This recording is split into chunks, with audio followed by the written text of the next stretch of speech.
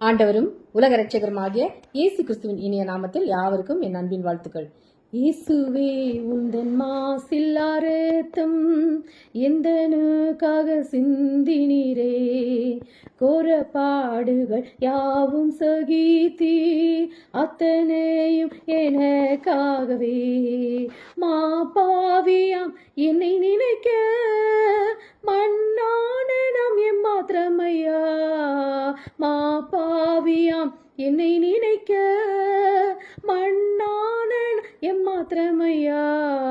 தேவதூதரிலும் மகிவனாய் என்னை மாற்றின அன்பை துதிப்பே, தேவதூதரிலும் மகிவனாய் என்னை மாற்றின அன்பை துதிப்பே.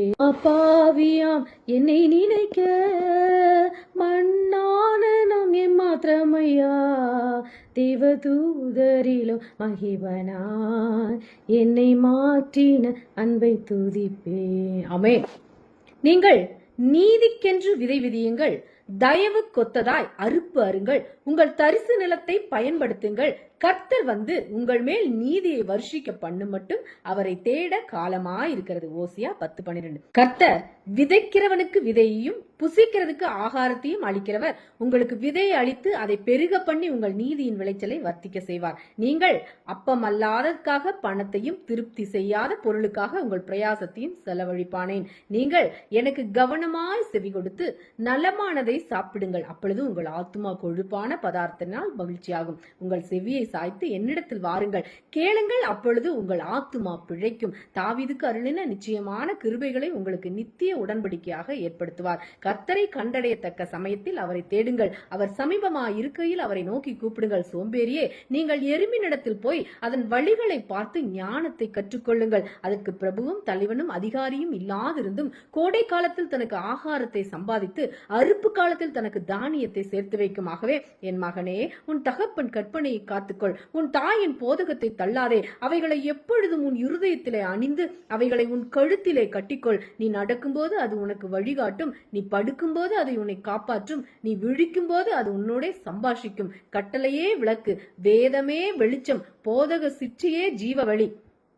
கர்த்தர் உன் ஆக்கினைகளை அகற்றி உன் சத்துருக்களை விலக்கினார். இஸ்ரவேலின் ராஜாவாகிய கர்த்தர் உன் நடுவிலே இருக்கிறார், இனி தீங்கை காணாதிருப்பாய். செப்பனியா 3:15. இஸ்ரவேலை ஆசீர்வதிப்பதே கர்த்தருக்கு பிரியம் என்று பிலேயாம் கண்டபோது அவன் முந்தி செய்து வந்தது போல நிமித்தம் பார்க்க போகாமல் வனாந்தரத்துக்கு நேராக தன் முகத்தை திருப்பி தன் கண்களை ஏறெடுத்து இஸ்ரவேல் தன் கோத்திரங்களின்படியே பாளையம் இறங்கி இருக்கிறதை பார்த்தான். தேவ ஆவி அவன் மேல் வந்தது. அப்பொழுது அவன் தன் வாக்கியத்தை எடுத்துரைத்து பேயோரின் குமாரனாகிய பிலேயாம் சொல்லுகிறதாவது, கண் திறக்கப்பட்டவன் உரைக்கிறதாவது, தேவன் அருளும் வார்த்தைகளை கேட்டு சர்வ வல்லவரின் தரிசனத்தை கண்டு தாழ விழும்பொழுது கண் திறக்கப்பட்டவன் விளம்புகிறதாவது, யாக்கோபே, உன் கூடாரங்களும் இஸ்ரவேலே, உன் வாசஸ்தலங்களும் எவ்வளவு அழகானவைகள். அவைகள் பரவி போகிற ஆறுகளைப் போலவும் நதியோரத்தில் உள்ள தோட்டங்களைப் போலவும் கர்த்தர் நாட்டின சந்தன மரங்களைப் போலவும் தண்ணீர் அருகே உள்ள கேதுரு விருட்சங்களைப் போலவும் இருக்கிறது. அவர்களுடைய நீர்ச்சால்களிலிருந்து தண்ணீர் பாயும், அவர்கள் வித்து திரளான தண்ணீர்களில் பரவும். அவளுடைய ராஜா ஆகாகை பார்க்கிலும் உயர்வான், அவர்கள் ராஜ்யம் மேன்மையடையும். அப்பொழுது ஜனங்கள் எல்லாரும் கர்த்தருடைய நாமத்தை தொழுது கொண்டு ஒருமனப்பட்டு அவருக்கு ஆராதனை செய்யும்படிக்கு கர்த்தர் அவர்கள் பாஷையை சுத்தமான பாஷையாக மாற பண்ணுவார். உன் நடுவில் சிறுமையும் எளிமையும் ஆன ஜனத்தை மீதியாக வைப்பேன், அவர்கள் கர்த்தருடைய நாமத்தின் மேல் நம்பிக்கையாயிருப்பார்கள். சீயோன் குமாரத்தியே, கெம்பீரித்து பாடு, இஸ்ரவேலரே ஆர்ப்பரியுங்கள். எருசலேம் குமாரத்தியே, நீ முழு இருதயத்தோடும் மகிழ்ந்து கலிகூறு. வரும் காரியங்களை என்னிடத்தில் கேளுங்கள், என் பிள்ளைகளை குறித்தும் என் கரங்களின் கிரியைகளை குறித்தும் எனக்கு கட்டளையிடுங்கள். ஏசாயா 45:11. கர்த்தர் காலங்களையும் சமயங்களையும் மாற்றுகிறவர், ராஜாக்களை தள்ளி ராஜாக்களை ஏற்படுத்துகிறவர், ஞானிகளுக்கு ஞானத்தையும் அறிவாளிகளுக்கு அறிவையும் கொடுக்கிறவர். விசுவாசத்தினாலே ஈசாக்கு வரும் காரியங்களை குறித்து யாக்கோபையும் ஏசாவையும் ஆசீர்வதித்தான். ஆபத்து வருங்காலத்திலும் கலகமும் யுத்தமும் வருங்காலத்திலும் பிரயோகிக்கும்படி நான் அவைகளை வைத்திருக்கிறார் கர்த்தர். மூடன் என்றாலும் ஞானி என்றாலும் என்றைக்கும் நினைவில் இருப்பதில்லை, இப்பொழுது இருக்கிறதெல்லாம் வருங்காலத்தில் மறக்கப்பட்டு போ.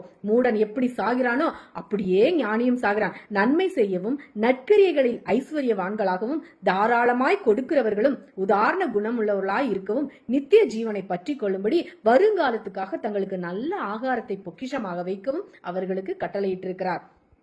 உன்னதமானவர் மனுஷருடைய ராஜ்யத்தில் ஆளுகை செய்து தமக்கு சித்தமாய் இருக்கிறவனுக்கு அதை கொடுக்கிறார் என்பதை நீர் அறிந்து கொள்ளும் மட்டும் 7 காலங்கள் உம்முடைய பேரில் கடந்து போக வேண்டும். ஜல பிரளயம் வந்து அனைவரையும் வாரிக்கொண்டு போக மட்டும் உணராதிருந்தார்கள். அப்படியே மனுஷகுமாரன் வருங்காலத்திலும் நடக்கும். என் நாமத்தின் நிமித்தம் எல்லாராலும் பகைக்கப்படுவீர்கள். முடிவு பரியந்தம் நிலை நிற்பவனே ரட்சிக்கப்படுவான். மாற்கு 13:13. என் நாமத்தின் நிமித்தம் நீங்கள் எல்லாராலும் பகைக்கப்படுவீர்கள். முடிவு பரியந்தம் நிலைத்திருப்பவனே ரட்சிக்கப்படுவான். அப்பொழுது உங்களை உபத்திரவங்களுக்கு ஒப்பு கொடுத்து உங்களை கொலை செய்கிறவர்கள் என் நாமத்தின் நிமித்தம் நீங்கள் சகல ஜனங்களாலும் பகைக்கப்படுவீர்கள். நானே வாசல். என் வழியாய் ஒருவன் உட்பிரவேசித்தால் அவன் ரட்சிக்கப்படுவான். அவன் உள்ளும் புறம்பும் சென்று மேய்ச்சலை கண்டடைவான். உத்தமமாய் நடக்கிறவன் ரட்சிக்கப்படுவான். மாறுபாடான இரு வழியில் நடக்கிறவனோ அவற்றில் ஒன்றிலே விழுவான். நீங்களோ கர்த்தராலே நித்திய ரட்சிப்பினால் ரட்சிக்கப்படுவீர்கள். நீங்கள் என்றென்றைக்கும் உள்ள சதா காலங்களிலும் வெட்கப்படாமலும் கலங்காமலும் இருப்பீர்கள். அப்பொழுது கர்த்தருடைய நாமத்தை தொழுது கொள்கிறவனேவனோ அவன் ரட்சிக்கப்படுவான். கர்த்தர் சொன்னபடி சீயோன் பர்வதத்திலும் எருசலேமிலும் கர்த்தர் வரவழைக்கும் மீதியானவர்களிடத்திலும் ரட்சிப்பு உண்டாயிருக்கும். விசுவாசம் உள்ளவனாகி ஞான ஸ்நானம் பெற்றவன் ரட்சிக்கப்படுவான். விசுவாசியாதவனோ ஆக்கினைக்குள்ளாக தீர்க்கப்படுவான். முடிவு பரியந்தம் நிலை நிற்பவனே ரட்சிக்கப்படுவான். ஆமென். தேவன் தாமே இந்த வார்த்தைகளின் மூலம் உங்கள் யாவரையும் ஆசீர்வதிப்பாராக. ஆமென். அல்லேலூயா. Praise God.